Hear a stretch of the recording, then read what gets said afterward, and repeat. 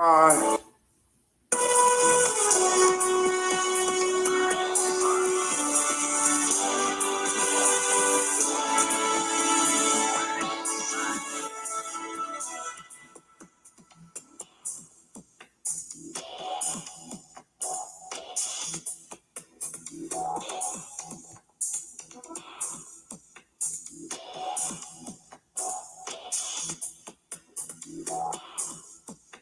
All right, we do apologize for this drop there with the internet. You know, with technology, these things do happen. Let's see if we can come back to that story there with from Antigua. Let's see if we can get it for you there. You know, some people may criticize and say, well, why did you write the letter? But at that age, you're still a young child. You're still thinking like... Let's go back a bit there.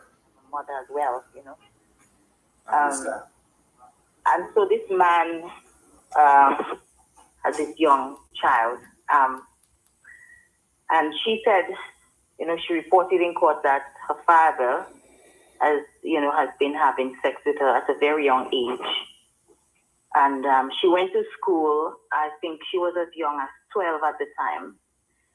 And she went to school and she told her principal that this is what was happening to her at home. And so they removed her from the home, Matt.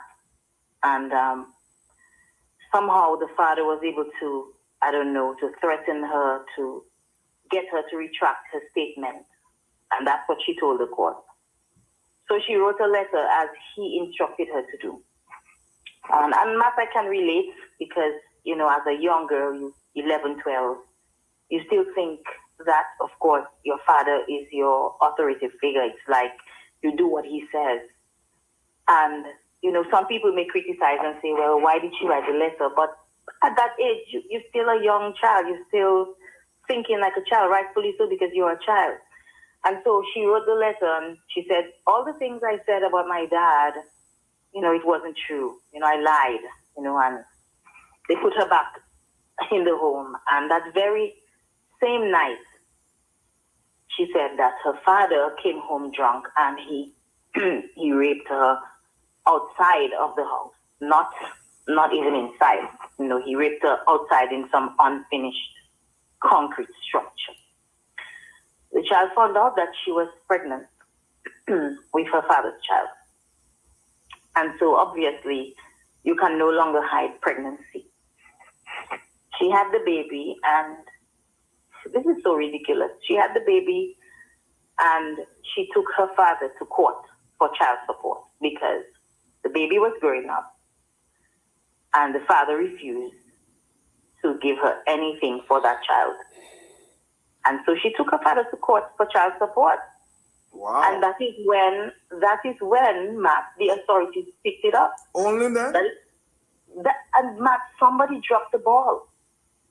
You know, that is when the authorities decided to make a big issue about it. Because here was this child telling the court that she's suing her father for child support because her father refused to take care of his child. Matt, as I said to you in the beginning, this is one of the saddest stories that I ever had to report because so many lives are complicated because of that. Here it is that you're giving birth to your own sister because it's a girl. Child is a girl. And the father is also the grandfather of that child. So you have, several lives being destroyed as a result of that. The judge, at first he pleaded not guilty. And then probably he was knocked some kind of sense came to him and he said, okay, you know what? I'm guilty. Because of course, there's paternity testing. And so the judge said that he will be sentenced on May 10th. So he's at the prison in Antigua and he will be sentenced on May 10th. Did you sense any remorse there, Shemaine? Matt, I don't even know.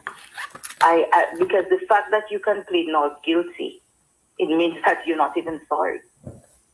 A lawyer had to represent him pro bono and say to him, you cannot waste the court time with that. You're going to have to plead guilty because they're going to do a paternity test and the child is obviously, and that is only when he changed his plea. Because he said he wasn't guilty. And he said, you know what, okay, I did the things. I did that to my daughter, and okay, I plead guilty. I give up. Because he pleaded not guilty until a lawyer, Wendell Alexander, he said, no, let me talk to you. Right then and there, he said, I can represent you pro bono. You don't have to pay me. But I'm telling you, do not waste the court time with that. Because it will be worse. Your sentencing will be worse if you plead not guilty. And so he pleaded guilty, and he's expected to be sentenced on May 10th. I don't know other mass, and I'm going to be very blunt. Other than the death penalty, I don't know what other sentence can satisfy my soul with that story. You're saying death sentence for this story? Matt, and this is how I feel. This is how I feel, because what it means is that some parents are going to start to believe that their children are not safe in the hands of their own father. And this is just one story, Matt. This is just one in thousands of stories that's probably happening. I heard you say that probably it's happening in Dominica. I've heard of those stories.